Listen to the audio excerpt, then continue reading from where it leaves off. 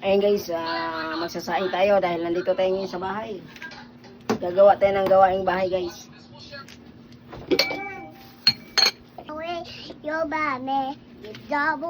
Ayun guys, kukuha tayo ng bigas.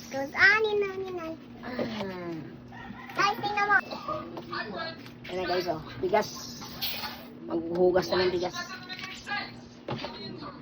Dahil dito lang muna tayo sa bahay ngayon.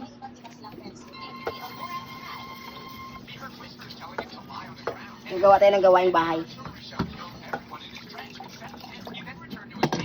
Tapos guys, ito yung avocado. Nasa ilalim, pinalamig ko lang. Tapos yun, yung babaw grapes ng anak ko. Siyempre pag may... Let's go.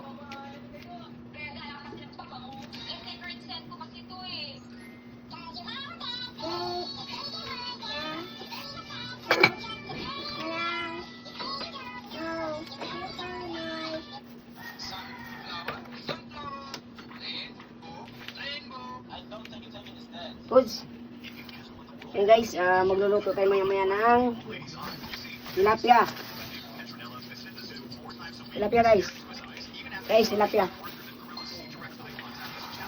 Ito yung maginataan tayo. Ginataan tilapia. Tapos yung isa perito. Para sa anak kong maganda. Dahil nagsasaing pa tayo, magpe-prepare tayo ng ricados. Alam nyo to guys? Lemongrass. O sa probinsya namin, tanglad. Luya. Sili. Then,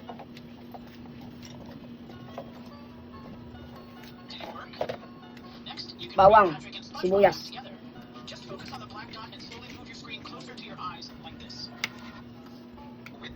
Maghanap tayo ng merienda. Avocado.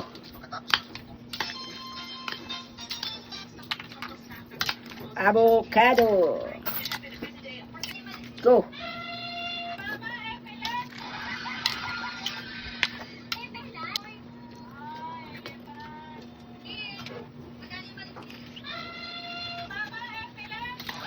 Up.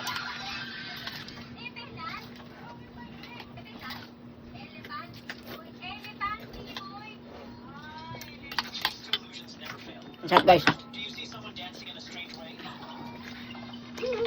Mata ko guys, oh. Hi guys! Kumakain ng Wait! Healthy yan sa kitchen mo guys.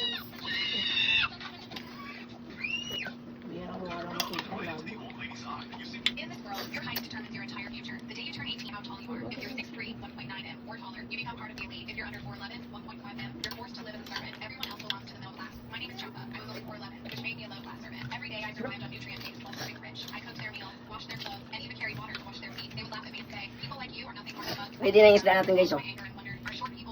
Pang ginataan.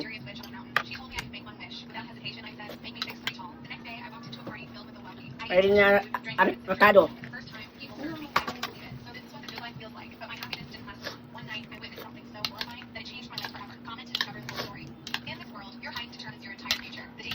Ah.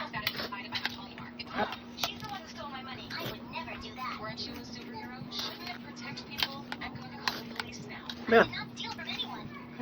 You won't believe it. They're calling me a thief. Huwag kita. Ito yung masawa ko guys. Ayaw mo pingin, masisira yan eh. Ay, naku, masisira ba yun?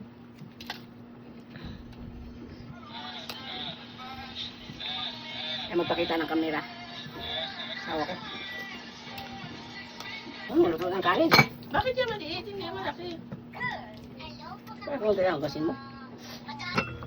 Ayan guys, paluto na yung gatang tilapia natin. Ng sili yung ilalim niyan guys, puro lemongrass o tanglad.